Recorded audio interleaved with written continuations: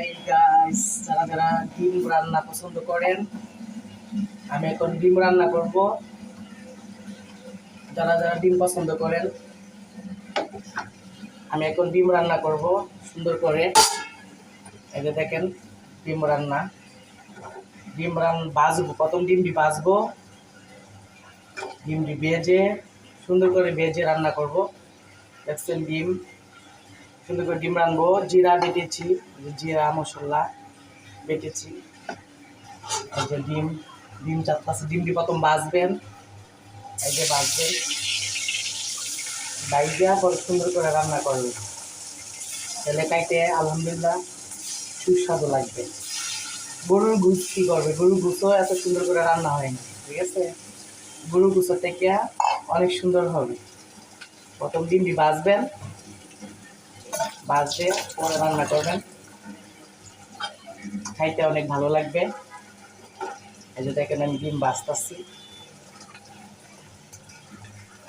ডিম ভাইজা রান্না করতেছি। যারা যারা ডিম রান্না পছন্দ করেন, ডিম খাইতে পছন্দ করেন, আমি ডিম ভাজতেছি, ভাইজা পরে ভুনা করব।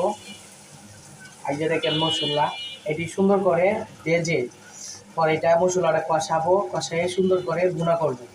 একদম লাল টুকটুকা ভুনা হবে। গরুর গোশ যেরকম খাইতে স্বাদ, ঠিক আছে, তখন এটা ডিম খাইতেও এরকম স্বাদ লাগবে। কিন্তু মশলাটা বেশি করে লাল টুকটুকা করতে হবে। পরে লাল টুকটুকা করে পরে ডিম দিই, ভেজে ভেজে সুন্দর করে পরে একটু হালকা পানি দিয়ে সুন্দর করে রান্না করলে একদম গরুর গোশ কী করবে, গরুর গোশ থেকে আলহামদুলিল্লাহ ইনশাল্লাহ স্বাদ লাগবে, ভালো লাগবে, খাইতে ভালো লাগবে। অনেকে ডিম পছন্দ করেন না, যারা যারা ডিম পছন্দ করেন খাইতে, আমার কাছে ডিম ভালো লাগে, কিন্তু ডিম আমার মতো রান্না করতে হবে। হ্যাঁ, অনেকে ডিম রান্না করে মজা হয় না, স্বাদ হয় না, কিন্তু ডিম রান্নার একটা কোয়ালিটি আছে, যে ডিম রান্নলে এরকম স্বাদ লাগবে, ভালো লাগবে। ডিমের একটা সিস্টেম আছে রান্না করার। অনেকে তো ডিম যেমনি খুশি রান্না করে ফেলা, যেমনি খুশি রান্না করতে হবে না, হবে না। গরুর মশলা যত আছে সম্পূর্ণ একটু একটু করে দিতে হবে, দিলে পেঁয়াজ রসুন একটু বেশি করে দিতে হবে। তাইলে বোনাটা করলে গরুর গোশের সমান ভালো লাগবে।